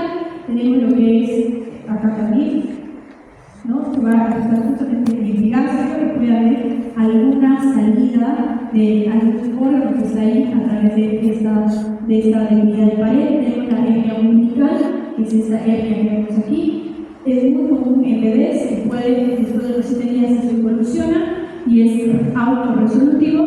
En los pacientes adultos generalmente se da en pacientes con sobrepeso porque aumenta la presión intraabdominal y el aire abdominal se sale. Las hernias inguinales son hernias que son las más frecuentes por los médicos, generalmente las hernias inguinales en la salida del intestino delgado para el ducto inguinal, muy característico de los hombres. Existen de tipo indirecta y de tipo indirecta. Esto lo van a ver a detalle en lo que debería ser cirugía, ¿no? Las hernias inguinales indirectas pasan a través de los anillos interno y externo del conducto inguinal y llegan hasta lo que debería ser la bolsa escrotal, ¿no? Por otro lado, las hernias directas pasan a través de la zona débil de la región y llegan solo al anillo inguinal externo y no llegan hasta la zona escrotal, ¿no? Las hernias inguinales se van a evaluar en consulta con un dedo levantado, tocamos lo que es el conducto inguinal y se puede percibir o no. Tú sientes como un latido cardíaco que me da la peristalsis y dependiendo si ese latido lo sientes en lo que vendría a ser la zona o cara lateral del dedo, va a ser una hernia inguinal directa o una hernia inguinal indirecta, ¿no? Estas hernias, vamos a ver que justamente, como vemos aquí, hay una debilidad de la pared inguinal, donde va a existir la producción o la salida generalmente del intestino, y puede ser de 2 maneras. En realidad se clasifican en 4, pero las más peligrosas van a ser estas 2, la hernia encarcelada y la hernia estrangulada. La hernia encarcelada es la hernia en la que protruyen las tripas, el intestino delgado, y no pueden volver a abdomen. Y esta es cuando ya este tejido que se ha quedado atascado o atorado se empieza a necrosar, ¿no? Eso es importante que sí o sí se vaya al quirófano. Estas 2 sí o sí se resuelven en quirófano, porque si esto se necrosa, esto se tiene que cortar y el paciente va a perder tejido, va a perder intestino, ¿no? Entonces esto sí o sí se tiene que operar. La cirugía es súper fácil, se hace una hernioplastia o una herniorragia, donde se ingresa nuevamente este material a la cavidad abdominal y se pone una placa de titanio, una malla de titanio, para que esto no vuelva a suceder y se refuerza la pared abdominal, ¿no? La hernia neural, esta hernia es muy común en mujeres, la hernia inguinal es mucho más común en hombres. Igual, justamente estas hernias, vamos a ver que se localizan por debajo de la arcada inguinal, en el triángulo de Scarpa, que también puede hacer la protrusión de alguna porción del intestino delgado o intestino grueso. Vamos a ver que a la auscultación, ya esa sería la siguiente, ¿no? Inspección, palpación, estamos haciendo ahora la auscultación. Mediante la auscultación, el examinador aprecia el peristaltismo inguinal. Vamos a ver que cuando se cree estar en presencia de entidades que se manifiestan por signos auscultatorios, se debe proceder a auscultar antes de percutir o palpar, ¿no? Eso les ha debido explicar. Enseño 1, el abdomen primero se ausculta y luego palpo y luego percuto. Algunas veces, dependiendo del caso, porque si yo primero lo jugueteo al paciente y luego ausculto, obviamente yo voy a escuchar ruidos completamente hiperestimulados, ¿no? Pues vamos a ver que el envejecimiento modifica las funciones digestivas y la motilidad gastrointestinal. ¿Qué quiere decir eso? Que los viejitos vamos a escuchar menos ruidos hidroaéreos. Y la esplenomegalia, vamos a ver que es esto que tenemos aquí, ¿no? El vaso es una estructura muy chiquita y cuando encontramos con esplenomegalia, el aumento de tamaño. Este aumento de tamaño hemos visto que está relacionado con las leucemias. Generalmente eso se identifica de manera muy fácil, ya sea a la palpación o ya sea a lo que es la ecografía o también la radiografía. El síndrome entérico, ¿verdad? Que hemos visto que es el color de amarillento de mucosas, que puede ser mucosas y piel, que pueden ser de causa hemolítica o de causa hepatocelular. De causa hemolítica es justamente hay algo en tu cuerpo que está matando tus glóbulos rojos y estos glóbulos rojos al morir, al llegar al ser, van a liberar la bilirrubina. Eso es súper peligroso y hay que encontrar la causa. Generalmente, esta ictericia hemolítica se da en bebés recién nacidos cuando hay incompatibilidad de sangre entre la mamá y el papá. Es súper importante ver, porque si la mamá es positivo, digamos A positivo, y el papá es B negativo, al hacer al bebé van a tener estos dos tipos de sangre y el bebé va a escoger o soy de este tipo de sangre o soy de este tipo de sangre. Si el bebé escoge ser el tipo de sangre del papá, cuando esté embarazada la mamá, el bebé y la mamá van a generar anticuerpos contra la sangre del bebé. Eso se llama eritroblastosis fetal, que te va a causar esta ictericia hemolítica, y es cuando la mamá está tratando de matar a los glóbulos rojos de ese bebé porque no es compatible con su tipo de sangre. Entonces es súper importante, no sé si los ginecólogos hacen el test, pero sí se debería hacer porque la mamá se la puede inmunizar, a la mamá se le dan remedios que justamente la mamá deja de atacar al bebé y el bebé se puede desarrollar de manera normal. Eso se hace siempre y cuando se detecte la incompatibilidad de sangre de los pacientes, ¿no? La segunda causa es obviamente de causa hepatocelular, que puede ser una lesión en hígado propiamente o una lesión en vías biliares, ¿no? El síndrome de abdomen agudo, hemos visto que es un cuadro, ya hablando en general de todo lo que hemos visto, hemos visto que es un cuadro abdominal severamente incapacitante que pronto repercute en el estado general. Este síndrome de abdomen agudo puede llevar al paciente a un shock, ¿no? Y ustedes van a llevar, si no han visto oficio, el shock. Existen 5 tipos de shock y los shock, si usted no hace algo, el paciente sí o sí se muere, ¿no? Porque hay un desequilibrio hidroelectrolítico y el paciente en este caso va a empezar a ver taquicardia, anorexia, náuseas e insomnio, puede acompañarse de signos de reacción peritoneal y tránsito de la actividad intestinal, ¿no? Entonces, la definición del síndrome de abdomen agudo es un dolor abdominal que aparece en una persona que previamente se encontraba bien, como que usted ahorita está bien, y llega a su casa sin un dolor que no puede más, ¿no? Ese dolor persiste por más de 6 horas y ya vamos a ver si existe este dolor abdominal de tipo quirúrgico o de tipo no quirúrgico. ¿Cuáles van a ser las causas de un síndrome de abdomen agudo? En menores de 4 años, la insuspección intestinal o vaginación intestinal, que es cuando el mismo intestino del bebé se chupa en un propio intestino, ¿no? Y eso va a causar una obstrucción. En adolescentes y jóvenes, lo más común es la apendicitis. En mujeres, el embarazo ectópico, la nesitis. En hombres, generalmente la úlcera perforada de la pancreatitis. Y en mujeres multíparas, que hacen muchos bebés, vamos a ver que es muy común el cólico diario, ¿no? Las características del dolor hemos visto hasta vomitar, ¿verdad? Que puede ser gradual, puede ser súbito, puede ser intermitente. La localización que hemos visto que puede ser dependiendo en qué flanco se encuentra. La irradiación, hemos visto que puede ser una irradiación localizada, una irradiación difusa, puede estar relacionado a otros síntomas, ¿no? Y otras funciones. Y también vamos a ver que, por ejemplo, el cólico biliar va a ser un dolor de tipo constrictivo, tipo calambre. La úlcera perforada que hemos visto que puede ser un dolor de tipo punzada. La apendicitis aguda es un dolor solo y constante.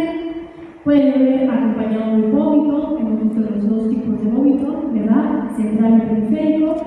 Hemos visto también que vamos a ver que en la ausencia de deposiciones y emisión de gases, si el paciente no hace popó y no está liberando gases, sin duda alguna hay una obstrucción intestinal que sí o sí hay que revisar. Hay que investigar en pacientes, mujeres que no tienen embarazo ectópico. Si por ejemplo es un embarazo ectópico es la trompa y es el crecimiento de un bebé que obviamente no puede progresar más de las 8 a 12 semanas porque no es un tejido viable para gestar la trompa de Eustaquio. La sonda de falopio, perdón. Tenemos lo que aquí, por ejemplo, puede ser también una oclusión intestinal, donde se ha formado, como ya hemos visto la anterior vez, un fecaloma, ¿verdad? La exploración física vamos a justamente a percutir todas nuestras áreas, como ya hemos visto, la rapidez en los órganos macizos, la sonoridad en órganos perforados, ¿no? Y hemos visto que este síndrome del abdomen agudo, hemos mencionado varias veces, que puede ser de tratamiento quirúrgico y de tratamiento médico. Esto es súper importante. El tratamiento quirúrgico son estas patologías que solo van a resolverse en quirófano, no se van a resolver de ninguna otra manera, como la úlcera perforada, la ruptura de vísceras huecas, heridas penetrantes. Pero si alguien te acuchilla, te clava un cuchillo y el cuchillo pasa por el otro lado, eso sí o sí es un abdomen agudo que sí o sí se tiene que resolver en quirófano, ¿verdad? No se va a resolver con pastillas. Apendicitis aguda, obstrucción intestinal. En cambio, el tratamiento médico va a ser todo lo que afecte el riñón, porque el riñón no se opera y no se lo puede sacar. Pancreatitis aguda, infarto agudo del miocardio. Este infarto agudo del miocardio porque va a tener también una repercusión sistémica. Neumonía, adenitis mesentérica, anexiosis aguda y la cetoacidosis diabética, que es la complicación, ¿verdad?, de la diabetes tipo 1, que se resuelve con medicamentos. Por último tenemos esta maniobra, que es la maniobra de San Martino, que justamente es una maniobra que se hace al tacto rectal, se hace un tacto rectal y justamente combinada con la palpación abdominal, reduce la relajación de la pared abdominal y eso nos ayuda en estos casos a encontrar puntos dolorosos, ¿no? Localizar dolores generalizados. Si el paciente te dice que duele todo el abdomen, es difícil encontrar un diagnóstico y encontrar un apropiado protocolo, y con esta maniobra de San Martino se puede realizar y más específicamente encontrar el punto doloroso, ¿no? Porque el reflejo de la dilatación anal inhibe el reflejo patológico cuando no es originado por una lesión orgánica grave e intensa, ¿no? Obviamente esto se hace con autorización del paciente y con la autorización y